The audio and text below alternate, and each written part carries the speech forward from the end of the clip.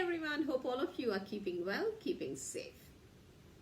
So yesterday I had this couples coaching session, and during the course of the session I hear this statement, and she says, I have been unhappy for some time and I've tried everything, but it appears that I'm at the bottom of his list and I've really lost all hope now. Hearing this, the husband adds on and he says, she just doesn't make me happy anymore and things are just not getting any better. Do you see a common thread in this conversation? What's happening here? The common thread is the couple's focus on trying to fix each other rather than on taking specific actions to change their part in a relationship dynamic that is undesirable. So are you trying to change the other person, or are they trying to change you? And by changing the other person, I mean, are either of you trying to change the other person's personality, their habits, their values? Do you want them to be more social or less social?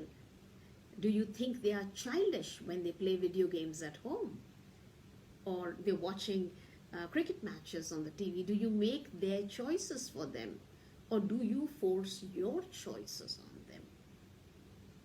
You want to change their character, their culture, their way of life.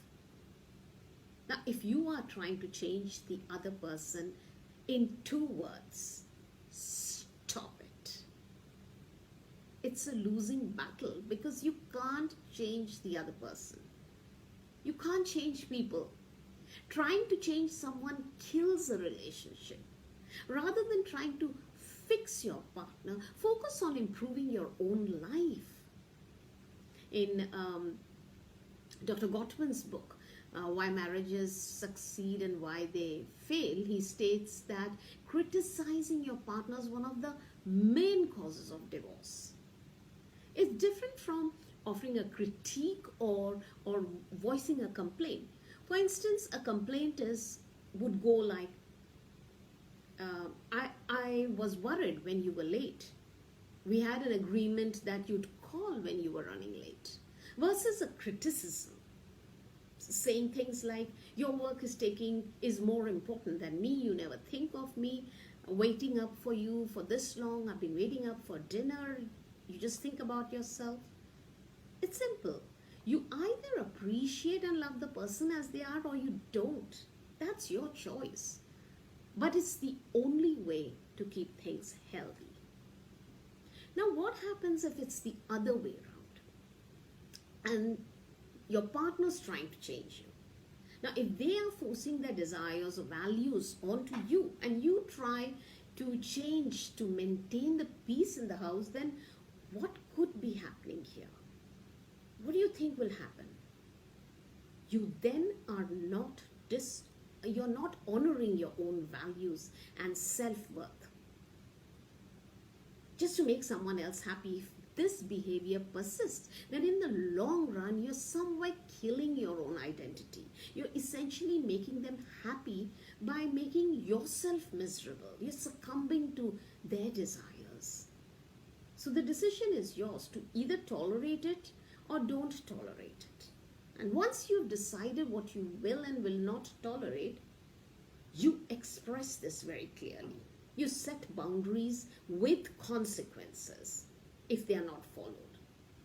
And that's when you value your own self-worth. Hence, you need to state your boundary and act upon it. Fortunately, if you're in a relationship that's heading in a bad direction, there are strategies that can set you and your partner on the right path again. Now, if you're sailing in a similar boat, reach out and schedule an appointment through the link that I've given below. And if you've liked the video, do share it with your friends. In the meantime, stay safe, stay happy, and more importantly, stay indoors.